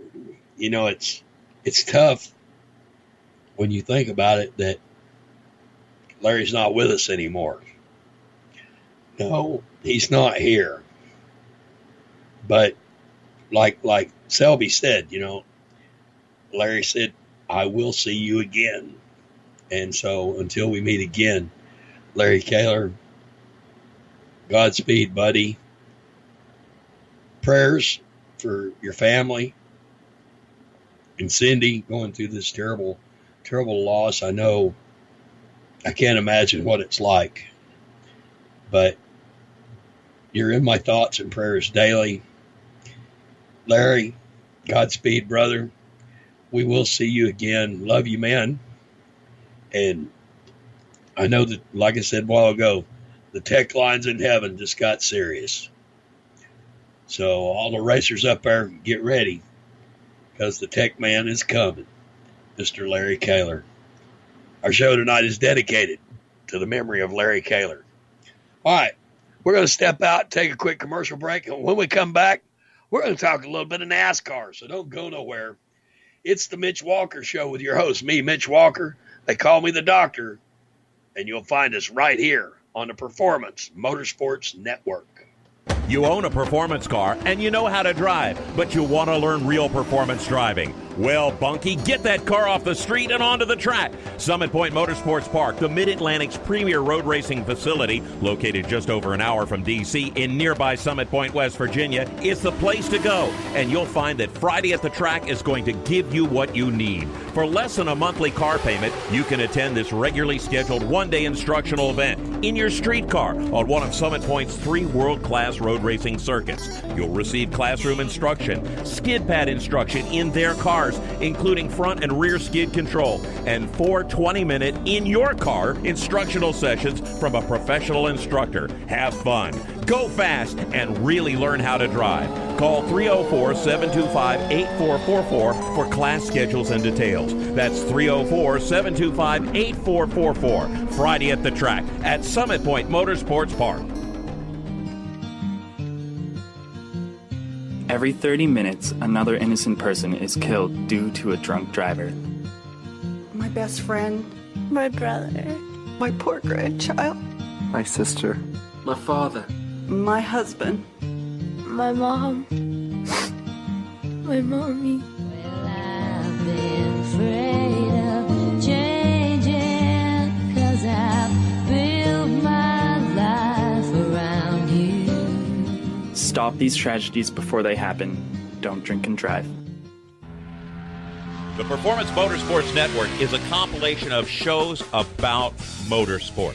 From technical to controversial to just fun, everything you like about racing and gearhead stuff is right here on one internet channel. The Performance Motorsports Network. Tell your friends about it.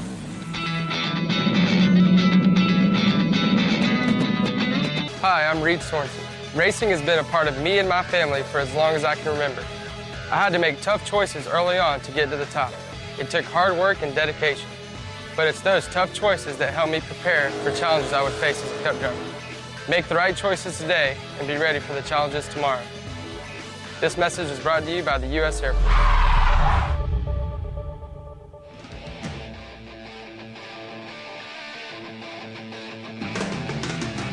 Covering the entire field from the back markers to the race winner every weekend. It's the Mitch Walker Show. And now, back to the doctor. All right, welcome back. Now, I'm going to have Jake come in with me here in just a second. But before I do, this is something that has been festering in my craw since yesterday when I first read it, and I seen some of the comments surrounding it. It has been announced that former NASCAR Craftsman truck driver Rick Crawford has been arrested and charged with the enticement of a minor. Not going to go into details on what enticement of a minor is, but I have been reading comments after comments after comments, and people have already convicted him in the court of public opinion. I'm not going to defend him and say that he didn't do it. That's not my point. But my point is there is a huge difference between being charged with something and being convicted of it. Let me just say, remember Duke lacrosse players. Rick Crawford, 336 races in 16 years in the truck series, 5 wins, 75 top 5s, 160 top 10s, and 6 poles. I'm not going to say the man is innocent. I'm not going to say he's guilty. I'm just going to say there is a huge difference in being charged with something and being convicted of something. Now, if he is convicted, I will be the first to rake him over the coals. But speaking of being charged, there have been a lot of accusations and innuendos and suggestions about a certain roof on a certain number 4 car the past 2 weekends. The 4 car of Kevin Harvick. Jake, what do you got on that, buddy? Well, Mitch, a couple of things here. First off, thanks for being brave enough to have me back, though I know you ain't scared of nothing ever, so I appreciate that. Second off, before I get into the whole Kevin Harvick thing, I just want to throw something out since most of this show was a tribute show. I never knew Larry Kahler personally. I only knew him, at least in these parts, by reputation. But from everything I know by reputation, God bless the man for doing everything he did for the sport and as a human being for his entire life. I feel like I did know him after listening to all the stories and all the memories that was shared tonight. So I just want to add that I'm keeping the Kahler family in my thoughts and prayers going forward here as well, and just appreciate everything Larry did for the sport. Like I said, I never met him personally, but I know by reputation a whole lot of racers he did a lot of good for. Yes, sir. He was a hell of a man. I'll put it that way. Yes, but sir. You're 100% right. Thank you, sir. Absolutely. Now, let's say we talk about Kevin Harvick for a minute, shall we? Let's. Now, I want to be clear. I was at Atlanta Motor Speedway 2 weekends ago, and this was not a discussion. However, over the weekend at Las Vegas, there was a discussion because, well, TV cameras, they see everything. And in particular, they saw a certain portion of the upper roof of the back end of Kevin Harvick's car that caused quite a stir among the social media NASCAR inspectors, shall we call them. Yeah. Everybody basically crucifying Kevin Harvick for something that we don't even have a clear picture of yet because, well, number one, I'm still not 100% sure that NASCAR's taken any cars back to R&D until after the West Coast swing. But number two, this is something that was seen during the race that was never picked up at all during any of the Hawkeye pre-race, pre-qualifying, pre-anything inspection or the post-race inspection. So I'm going to make that clear as I'm getting into this, that there's no confirmation of anything yet. We're just reporting on what we see from a couple of TV cameras. And, well, what everybody seems to see is a part of the roof area right near the back top windshield of the car that kind of crumples in on itself, for lack of a better word, Mitch. It kind of depresses in, and that's something that in that particular area of the car could increase downforce and theoretically give some more speed. Now, if that's true and that's what it was doing, you have to ask yourself, is it something that was done intentionally? And again, I don't profess to have any inside knowledge of any of this, or, no, I'm not crucifying Kevin, I'm not crucifying Rodney Childers. I don't know. Like I said, I'm in the same boat as everybody on social media. We're just seeing some pictures right now. But I will say this. If, in fact, they have found a way to do something in that area of the car that, number one, is not only not catchable by the optical scanning station, or OSS, or Hawkeye system, as it's kind of colloquially known, if they've done something that manages to skirt the Hawkeye system and how closely it's teching these cars now, I gotta say, I give a whole lot of credit in that case to Rodney Childers if they've figured something like that out, because to skirt this system with as many cameras and as many eyes as it has on that race car is a real impressive piece of work. Now, in reverse, I'll play devil's advocate here, Mitch, and say that it could just as easily have been a brace in the top back portion of the roof of that car that broke that caused it to do that. And if a parts failure caused it to do it, and Kevin Harvick's car just happened to be faster because of it, well, then that's a real stroke of bad luck for the rest of the field. But I find it very interesting that you had that happen during the race and it wasn't detected at any other point during the race weekend. Again, I'm not making judgments on anybody on that 4 team. But if they manage to skirt the rules and come up with something that only has that effect at speed, then doggone, these engineers are a whole lot smarter than I'll ever dream of being.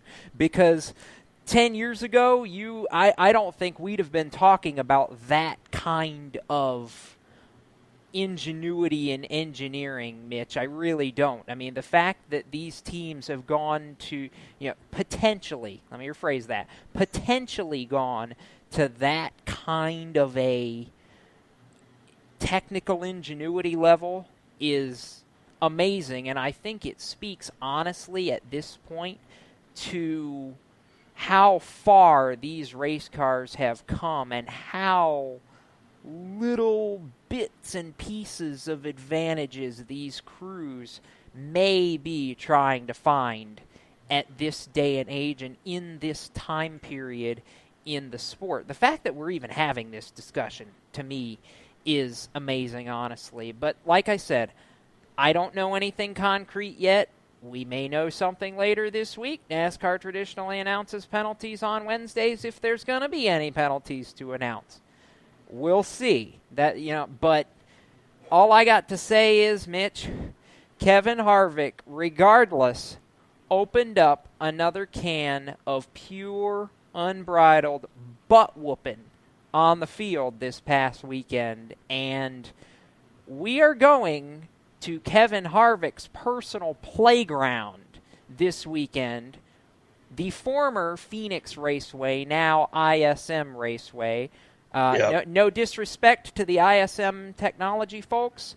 I will never call it ISM just because I can't make my brain get used to that, just like I couldn't make my brain get used to it when Lowe's bought the naming rights to Charlotte Motor Speedway. When O'Reilly's bought the naming rights to IRP. To IRP, and then Lucas Oil. Yep, it's still IRP to me. It'll always be IRP to me. But, yeah. My thing is, Jake, it's you look at it, and based on what I've seen, if that would have been the case, they would have used it, it would have worked, or the depression would have materialized during qualifying.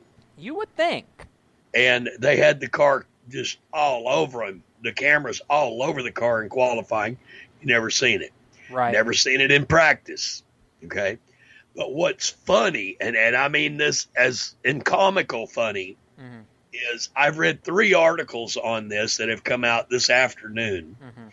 And one of them, and I'm not even gonna justify who it was that wrote it, but his description, this writer, quote unquote, his description of how it was an advantage and how the aerodynamics worked I would say it would have been better placed on the Onion.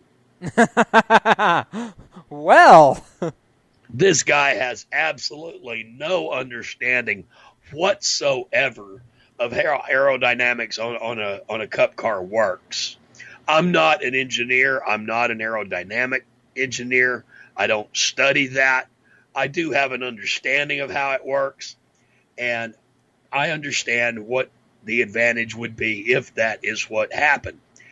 But to listen to this guy, I mean, it's actually comical to read what he wrote, because this guy was in such a hurry to get this article out so that everybody would be scooping him, But it's like, really, dude, do you ever stop and read what you write?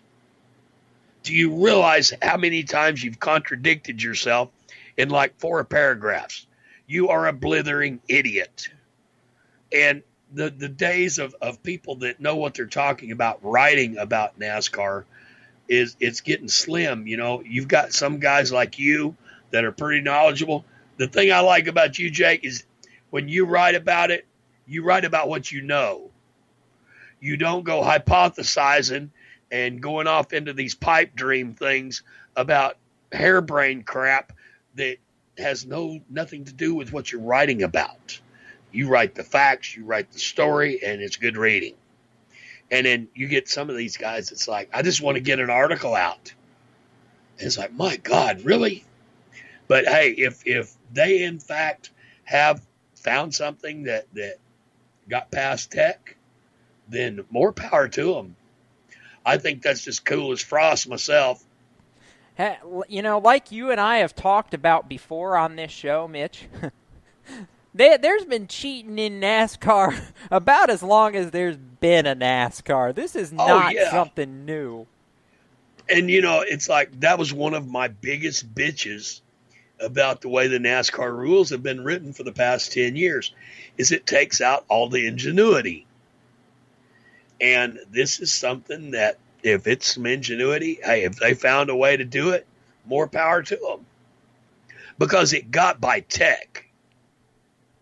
Now, I give Jimmy Johnson and Chad Canals credit here a couple of years ago. They were massaging the fenders and working those fenders trying to get an advantage. Okay? They got busted, though. This got through tech. This got through the new system. It's the ultimate system. So, hey, if they got it through there, yeehaw. Yeah, like we said, if this was something intentional, and I'm not saying it is or it isn't, if. I mean, really and truly, judging by the pictures, you can't really see Jack Diddley squat. I mean, it just looks like kind of a dark spot. It could have been a cloud passing over. There's just enough to tell that there's a depression there. There's not enough to tell why it's there. That's all I'll say. Yeah. I just want to leave it at that. Yeah. And you know, it's, you look back, it's, if NASCAR prides themselves on their room of doom and how they're going to catch anything. Mm-hmm. Well, if the Stewart Haas guys got this by them, then more power to them. I'll give them a pat on the back. Maybe I need to send them a biscuit. But I think it's funny, you know, it's the way things work out. But it is what it is. But now, real quick, I got some news coming up.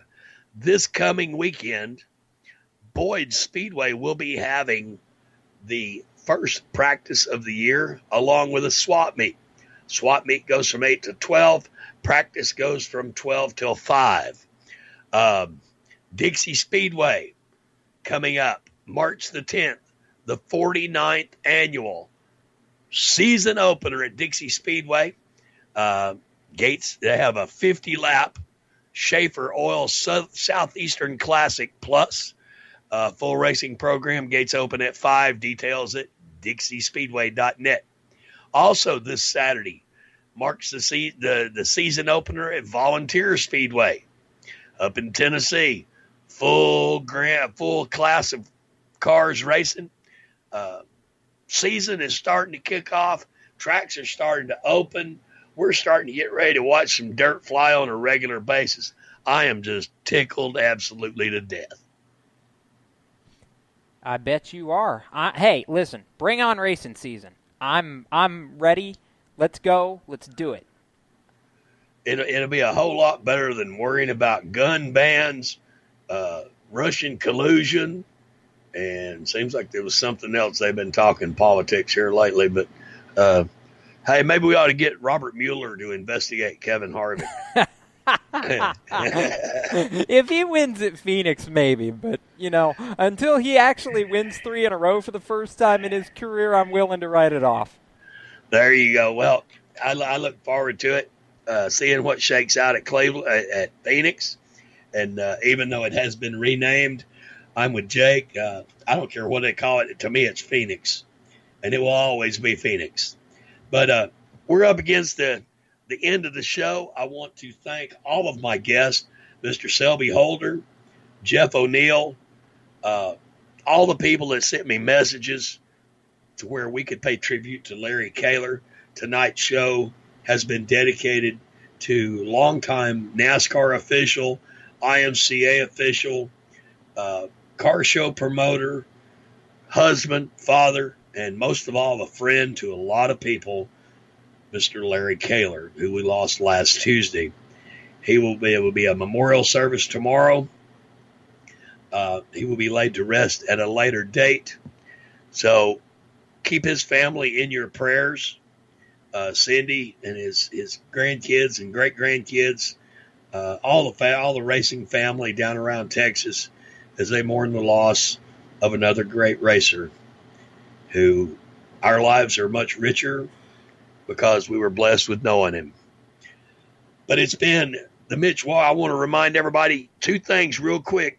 Take somebody racing with you this weekend, and you can't change the whole world, but you can touch just one life. It's been the Mitch Walker Show with your host, me, Mitch Walker. They call me the Doctor, and you'll find us here exclusively on the Performance Motorsports Network. See ya. Y'all ready for this? You've been listening to The Mitch Walker Show on the Performance Motorsports Network. Stay tuned to Performance Motorsports Network for more race talk. For the latest motorsports news, visit racechaseronline.com. The Mitch Walker Show is a copyrighted production of the Performance Motorsports Network. www.performancemotorsportsnetwork.com. A member of the Scorpion Radio Group Incorporated, and may not be rebroadcast, replicated, or saved in any media without the explicit written permission of PMN. Check out our Facebook page or our section on the PMN FM and website. The opinions expressed on this program are those of the host, co-host, and guests, and do not necessarily reflect those of the management and the ownership of either the Performance Motorsports Network or Scorpion Radio Group Incorporated. The advertisers are marketing partners. Be listening again next week when the Mitch Walker Show returns on Monday night at 9:30 Eastern. Until then, stay tuned for more great motorsports programming on the Performance Motorsports Network.